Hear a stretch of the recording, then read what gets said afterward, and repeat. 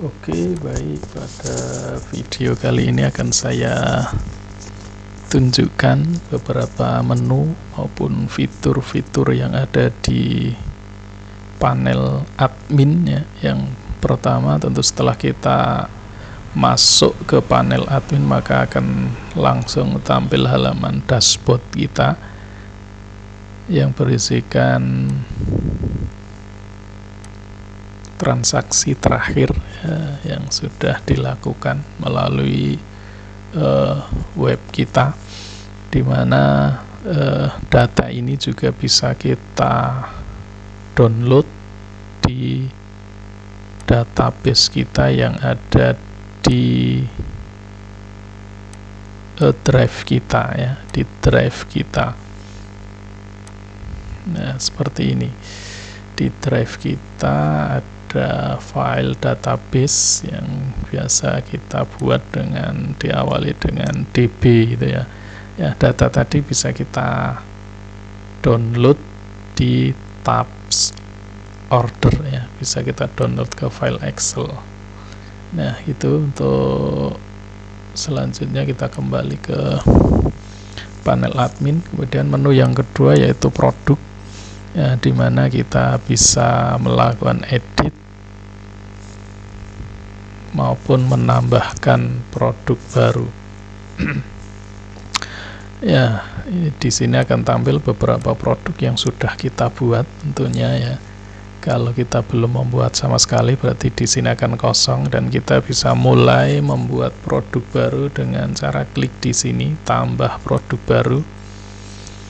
Ya, tentunya untuk menambahkan produk baru kita harus mempersiapkan yang pertama adalah URL gambar, di mana kita bisa mendapatkan URL ini dari media center yang ada di sini. Nantinya kita bisa upload gambar kita ya melalui media center di sini. Kemudian kita juga harus mempersiapkan URL landing page-nya. Ya, kalau kita ambil landing page-nya dari web kita, maka cukup kita tulis slash kemudian slug-nya apa.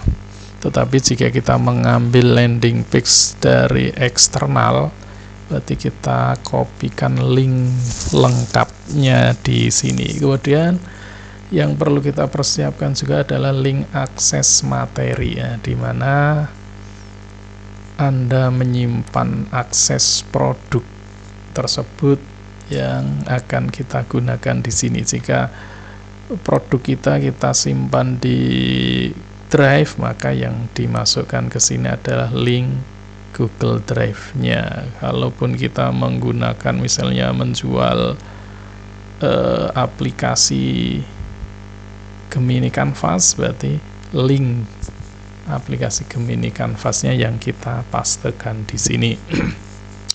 Kemudian untuk deskripsi ya, sekira sesuai dengan produk ya.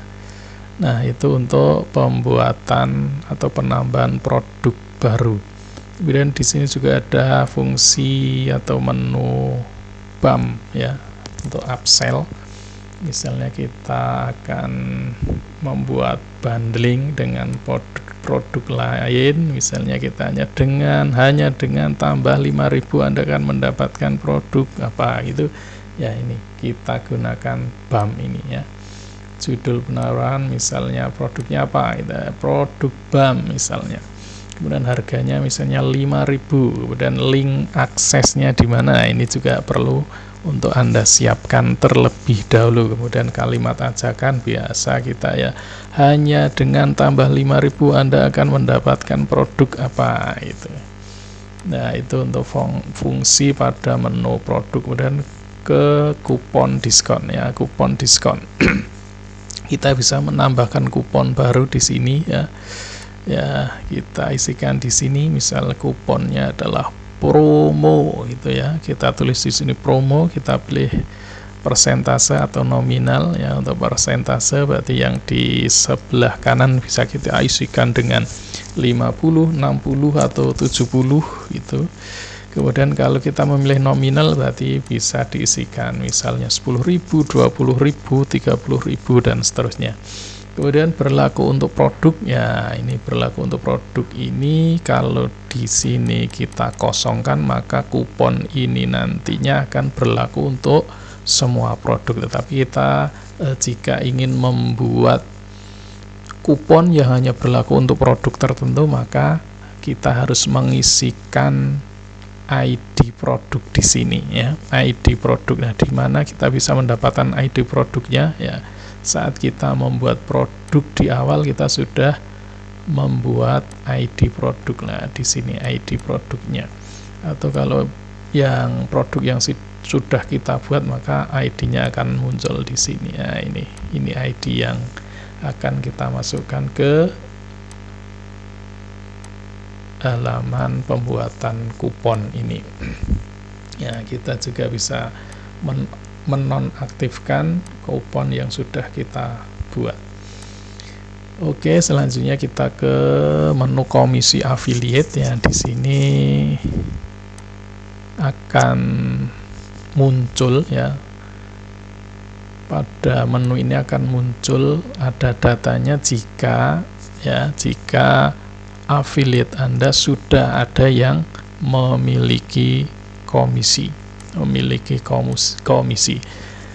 Jika affiliate Anda belum ada yang mendapatkan penjualan, mendapatkan komisi, mempunyai saldo komisi, maka di menu ini akan kosong. Kemudian di aksi panel ini nantinya kita bisa mencairkan komisi, ya, nanti akan muncul cairkan komisi, ya, apabila ini nanti sudah ada yang mendapatkan komisi dan pada tombol di sini nanti ada cairkan komisi, kita klik cairkan, maka otomatis nanti data di sini akan terreset kembali ke 0, gitu, ya, kembali ke 0, berarti akan kosong lagi.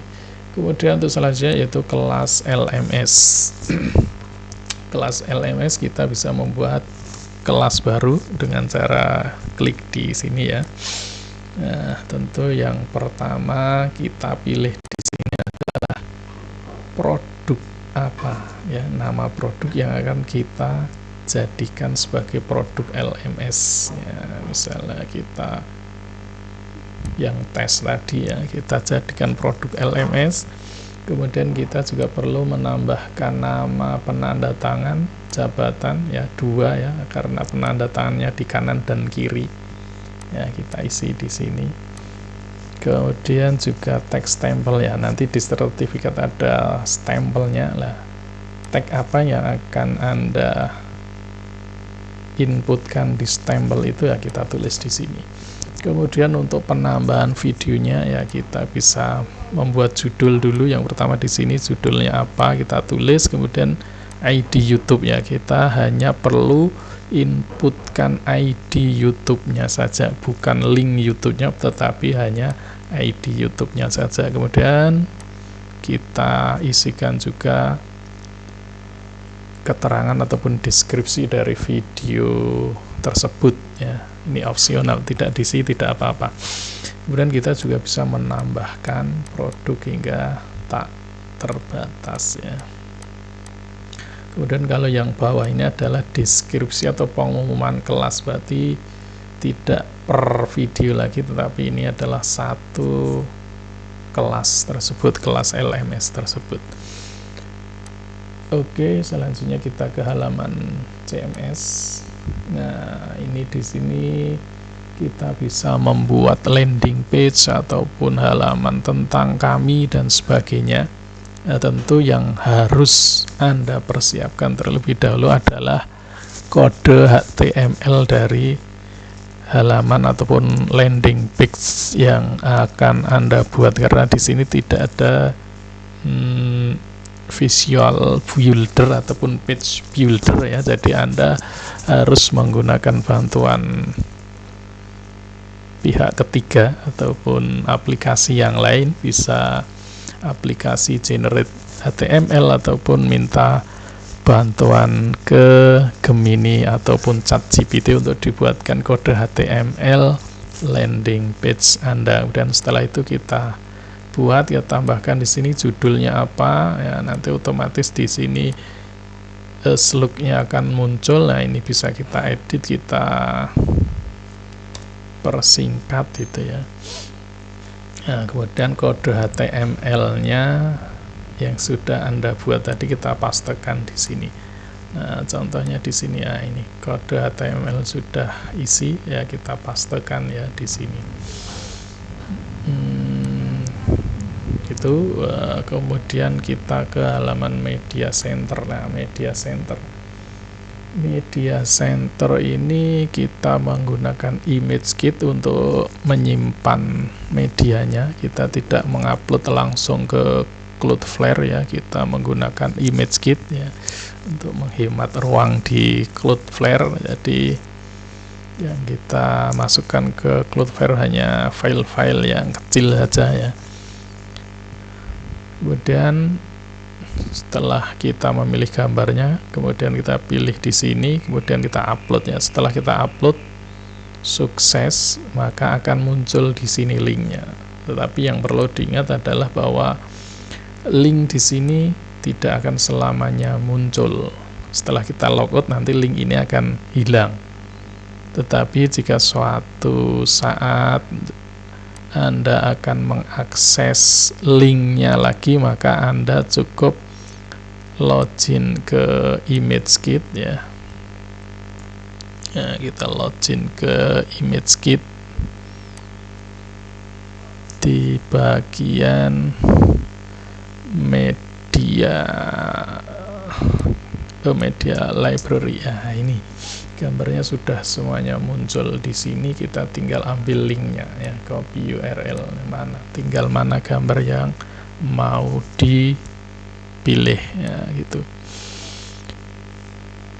Ya, lanjut kita ke tab pengaturan. Meskipun sebenarnya tab pengaturan ini seharusnya kita lengkapi terlebih dahulu ya, sebelum kita membuat produk dan sebagainya. Nah, ini alangkah lebih baiknya sebenarnya kita lengkapi dulu di bagian pengaturan ini ya. Salah satunya adalah nama website, membership, URL website utamanya ya. Ini kan yang akan menjadi beranda ya, menjadi beranda, karena nanti jika ada tombol untuk klik kembali ke beranda, maka akan kembali menuju ke link ini.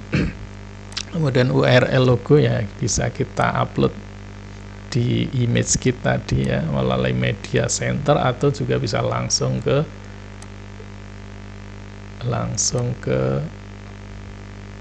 ImageKit.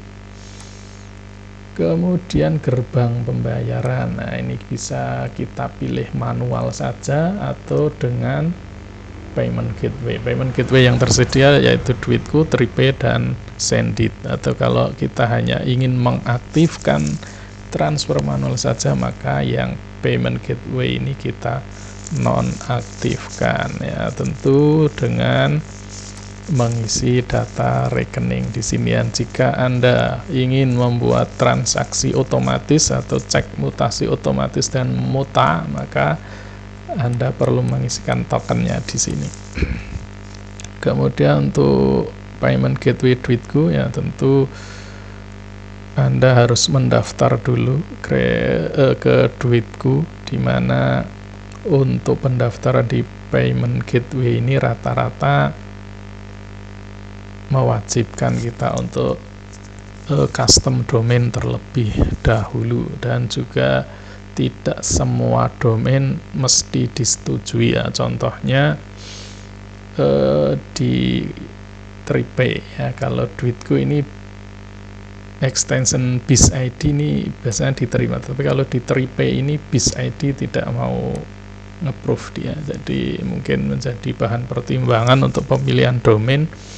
Tetapi kalau untuk proses approval yang kilat, jika domainnya sesuai yang dipersyaratkan, ini adalah Tripay. Tripay ini cepat sekali. Baru setelah itu Duitku, dan yang agak lama ini Sendit ya. Tapi untuk Sendit ini untuk saat ini biasanya harus berbadan usaha ya. Kemudian untuk notifnya, yang pertama WhatsApp ya, kita sudah integrasikan dengan OneSender, Fonte, dan StarSender ya. Untuk yang gratis ya, ini kita bisa menggunakan Fonte ya, fonte.com. Silakan daftar fonte.com, login, scan, dan masukkan tokennya di sini. Kemudian untuk email gateway-nya ya, kita menggunakan bawaan yang gratis yaitu Google. Nah, tanpa setting apapun sudah otomatis jalan. Kemudian kita juga bisa menggunakan Mailketing ya. Ini secara fungsi untuk kirim email ini sudah ada, tetapi untuk kirim email ini belum kita tes ya, belum kita tes.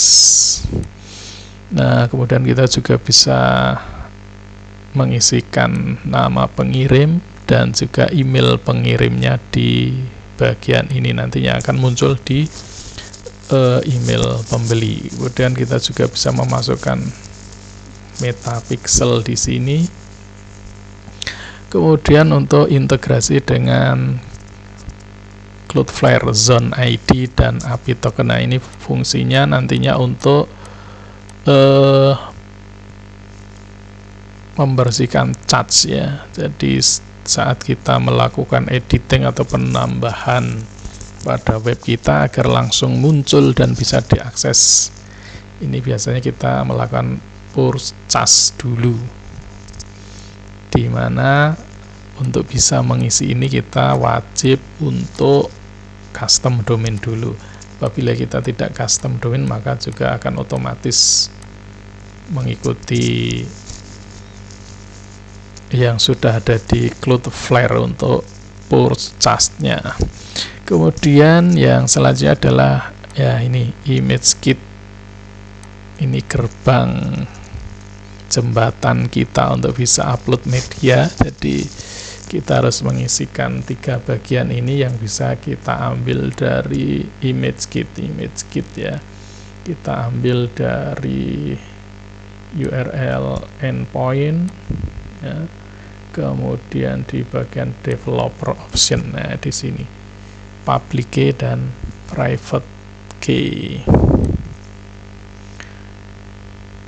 Ya, saya kira demikian untuk penjelasan menu-menu yang ada di panel admin ya. Mudah-mudahan bermanfaat dan terima kasih.